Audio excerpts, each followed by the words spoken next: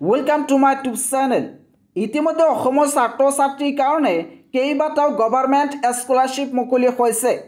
কি স্কলাৰশ্বিপ মুকলি হৈছে এইটো ভিডিঅ' জৰিয়তে প্ৰমাণ সহকাৰে আলোচনা কৰিব বিচাৰিছোঁ। ইয়াৰ কাৰণে তোমালোকে প্ৰথমতে গুগল নাইবা ক্ৰমত আহিবা। ইয়াতে সাৰ্চ কৰিবা NSP। সাৰ্চ কৰাৰ পিছত ভাৰত চৰকাৰৰ যিটো অফিচিয়েল ৱেবছাইট আছে সেই ৱেবছাইট তোমালোকে দেখিবলৈ পাবা। ইয়াতে লিখা আছে নেশ্যনেল স্কলাৰশ্বিপ পৰ্টেল। ইয়াতে তোমালোকে সিম্পলি ক্লিক কৰিবা।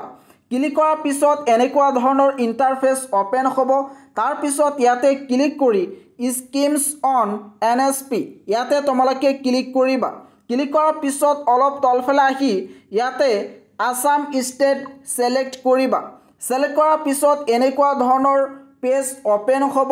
ইয়াতে তোমালোকে চাব পাৰিবা যে তোমালোকৰ কাৰণে কি স্কলাৰশ্বিপ ইতিমধ্যে মুকলি হৈছে, ইয়াৰ লাষ্ট ডেট কিমান, সকলো ডিটেইলছ ইয়াতে তোমালোকে জানিব পাৰিবা। ইয়াতে মই স্টেপ বাই স্টেপ আলোচনা কৰিব বিচাৰিছোঁ। প্ৰথমটো স্কলাৰশ্বিপ হৈছে pre matric scholarship to ST students অৰ্থাৎ ক্লাছ 9 আৰু 10 ইন আসাম। অৰ্থাৎ অসমত যিসকল ST ষ্টুডেণ্ট আছে আৰু তেওঁলোকে যদি ক্লাছ 9 নাইবা 10ত পঢ়ি আছে তেতিয়াহ'লে এই গভৰ্ণমেণ্ট স্কলাৰশ্বিপত এপ্লাই কৰিব পাৰিব। ইয়াতে কোৱা হৈছে অপেনিং সুন। এইটো এতিয়ালৈকে ওপেন হোৱা নাই, কিন্তু অতি সোনকালে এইটো ওপেন হ'ব। তাৰ তলফালে তোমালোকে গ'লে দেখিবলৈ পাবা যে ইয়াতে লিখা আছে pre matric scholarship for SC students class 9 and 10 Assam. অৰ্থাৎ অসমৰ যিসকল SC ছাত্ৰ ছাত্ৰীয়ে ক্লাছ 9 আৰু 10ত পঢ়ি আছে তেওঁলোকে এইটো স্কলাৰশ্বিপত এপ্লাই কৰিব পাৰিব। ইতিমধ্যে 1 জুলাইৰ পৰা এপ্লাই আৰম্ভ হৈছে আৰু ইয়াৰ লাষ্ট ডেট হৈছে ছেপ্টেম্বৰ 30। তাৰ তলফালে যদি তোমালোকে যোৱা তেতিয়াহ'লে দেখিবলৈ পাবা আন এটা স্কলাৰশ্বিপ আহিছে। এইটো হৈছে pre matric scholarship to OBC students class 9 and 10 Assam. অৰ্থাৎ অসমৰ যিসকল OBC ছাত্ৰ ছাত্ৰীয়ে ক্লাছ 9 আৰু 10ত পঢ়ি আছে তেওঁলোকে এইটো স্কলাৰশ্বিপত এপ্লাই কৰিব পাৰিব। ইতিমধ্যে এপ্লাই প্ৰচেছ আৰম্ভ হৈছে। ইয়াৰ লাষ্ট ডেট হৈছে ছেপ্টেম্বৰ 30। তাৰ তলফালে আছে pre matric scholarship for SC students of parents or guardians engaged in unclear occupation class 1 to 10। যদি SC ছাত্ৰ ছাত্ৰীৰ পেৰেণ্টছ নাইবা গাৰ্জিয়ানৰ কোনো ধৰণৰ ক্লিয়াৰ অকুপেশ্যন নাথাকে তেতিয়াহ'লে এইটো স্কলাৰশ্বিপত এপ্লাই কৰিব পাৰিব। ইয়াতে ক্লাছ 1ৰ পৰা ষ্টাৰ্ট কৰি 10 লৈকে পঢ়ি থকা সকলো ছাত্ৰ ছাত্ৰীয়ে এপ্লাই কৰিব পাৰিব। এইবোৰ কিন্তু গভৰ্ণমেণ্ট স্কলাৰশ্বিপ।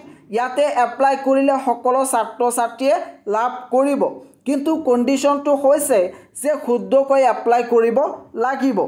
তাৰ তলফালে আহিলে তোমালোকে আৰু কেইটামান স্কলাৰশ্বিপ দেখিবলৈ পাবা। তাৰ পিছৰটো হৈছে post matric scholarship to ST students Assam. এইটো হৈছে পষ্ট মেট্ৰিক। অৰ্থাৎ যিসকল ছাত্ৰ ছাত্ৰীয়ে ইতিমধ্যে ক্লাছ 10 উত্তীৰ্ণ হৈছে, ক্লাছ 11, 12 নাইবা গ্ৰাজুৱেশ্যন পষ্ট গ্ৰাজুৱেশ্যন কৰি আছে তেওঁলোকে কিন্তু এইটো স্কলাৰশ্বিপত এপ্লাই কৰিব পাৰিব। আৰু ইয়াতে কিন্তু কণ্ডিশ্যন হৈছে যে ST ষ্টুডেণ্ট হ'ব লাগিব। এইটো এতিয়ালৈকে ওপেন হোৱা নাই। ইয়াতে কোৱা হৈছে অপেনিং সুন। অৰ্থাৎ অতি সোনকালে এইটো ওপেন হ'ব। ধাৰণা কৰা হৈছে যে এই জুলাই মাহতে এইটো ওপেন হ'ব পাৰে। তাৰ তলফালে আছে post matric scholarship for SC students Assam. এইটো হৈছে পষ্ট মেট্ৰিক স্কলাৰশ্বিপ আৰু SC ছাত্ৰ ছাত্ৰীৰ কাৰণে এই স্কলাৰশ্বিপ ইতিমধ্যে ওপেন হৈছে। ইয়াৰ লাষ্ট ডেট হৈছে ছেপ্টেম্বৰ 30। যদি কোনোবাই SC ছাত্ৰ ছাত্ৰী আছে তেতিয়াহ'লে এইটো স্কলাৰশ্বিপত এপ্লাই কৰিব পাৰে। তাৰ পিছৰটো হৈছে post matric scholarship to OBC students Assam. অৰ্থাৎ অসমৰ যিসকল OBC ছাত্ৰ ছাত্ৰী আছে আৰু তেওঁলোকে যদি ক্লাছ 11, 12 গ্ৰাজুৱেশ্যন পষ্ট গ্ৰাজুৱেশ্যন কৰি আছে তেতিয়াহ'লে এইটো স্কিমৰ আণ্ডাৰত এপ্লাই কৰিব পাৰিব। আৰু ইয়াতে যদি এপ্লাই কৰে তেতিয়াহ'লে মিনিমাম 10ৰ পৰা আৰম্ভ কৰি 30-40,000 লৈকে স্কলাৰশ্বিপ পাব। এই স্কলাৰশ্বিপৰ লাষ্ট ডেট হৈছে ছেপ্টেম্বৰ 30। এইখিনি আছিলে স্কলাৰশ্বিপ। ইয়াৰ উপৰিও ছাত্ৰ ছাত্ৰীৰ কাৰণে আৰু এটা স্কলাৰশ্বিপ আছে। সেই স্কলাৰশ্বিপত যদি ছাত্ৰ ছাত্ৰীয়ে আবেদন কৰিব পাৰে তেতিয়াহ'লে 78,000 পাৰ ইয়াৰ লাভ কৰিব।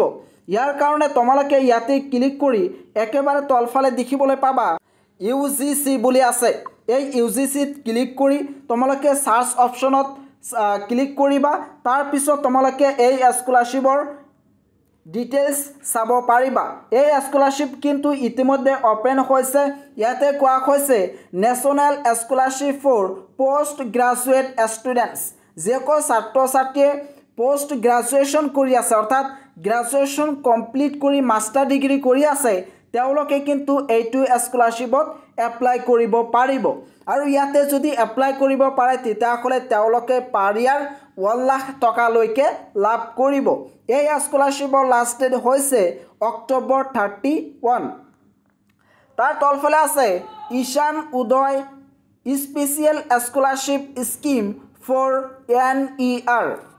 এইটো হৈছে ঈশান উদয় স্কলাৰশ্বিপ। নৰ্থ ইষ্টৰ ছাত্ৰ ছাত্ৰীসকলে এইটো স্কলাৰশ্বিপত এপ্লাই কৰিব পাৰিব। এই স্কলাৰশ্বিপ কেৱল মাত্ৰ গ্ৰাজুৱেশ্যন কৰা ছাত্ৰ ছাত্ৰীয়ে এপ্লাই কৰিব পাৰে। ইয়াতে কিন্তু কোনো ধৰণৰ কাষ্ট নাই, সকলো কাষ্টৰ ছাত্ৰ ছাত্ৰীয়ে এপ্লাই কৰিব পাৰিব। SC ST OBC জেনেৰেল সকলো কাষ্টৰ ছাত্ৰ ছাত্ৰীয়ে ইয়াতে এপ্লাই কৰিব পাৰে। এই স্কলাৰশ্বিপ ইতিমধ্যে মুকলি হৈছে, অপেন হৈছে 25/6/2025 আৰু ইয়াৰ লাষ্ট ডেট হৈছে 31/10/2025। এইখিনি আছিলে অসমৰ ছাত্ৰ ছাত্ৰীৰ কাৰণে গভৰ্ণমেণ্ট স্কলাৰশ্বিপ। ইয়াৰ উপৰিও ইতিমধ্যে ছাত্ৰ ছাত্ৰীৰ কাৰণে বিভিন্ন ধৰণৰ প্ৰাইভেট স্কলাৰশ্বিপ মুকলি হৈছে। সেই স্কলাৰশ্বিপৰ বিষয়ে নেক্সট এটা ভিডিঅ'ৰ জৰিয়তে তোমালোকক কৈ দিয়া হ'ব। ইয়াতে তোমালোকে কোনটো স্কলাৰশ্বিপত এপ্লাই কৰিব বিচৰা এইটো ভিডিঅ'ত কমেণ্ট কৰি জনাই দিবা।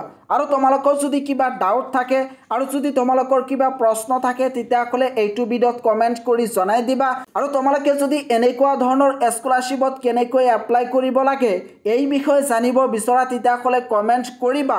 মই তোমালোকক এপ্লাই প্ৰচেছ জনাবলৈ চেষ্টা কৰিম।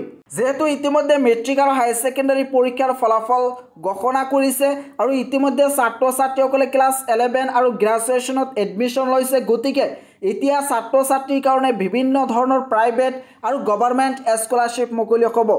ইতিমধ্যে এইখিনি গভৰ্ণমেণ্ট স্কলাৰশ্বিপ মুকলি হৈছে আৰু কেইটামান গভৰ্ণমেণ্ট স্কলাৰশ্বিপ আছে, সেইবোৰ পিছলৈ মুকলি হ'ব। আৰু ইতিমধ্যে প্ৰাইভেট বহুত কেইটা স্কলাৰশ্বিপ মুকলি হৈছে, সেইবোৰৰ বিষয়ে তোমালোকে নেক্সট এটা ভিডিঅ'ৰ জৰিয়তে একমাত্ৰ এইটো চেনেলৰ জৰিয়তে জানিব পাৰিবা। গতিকে পলম কিয়, এতিয়াই তোমালোকে এই চেনেলটো ছাবস্ক্ৰাইব কৰি থৈ দিয়া যাতে সঠিক সময়ত সঠিক তথ্যবোৰ তোমালোকে লাভ কৰিব পাৰা।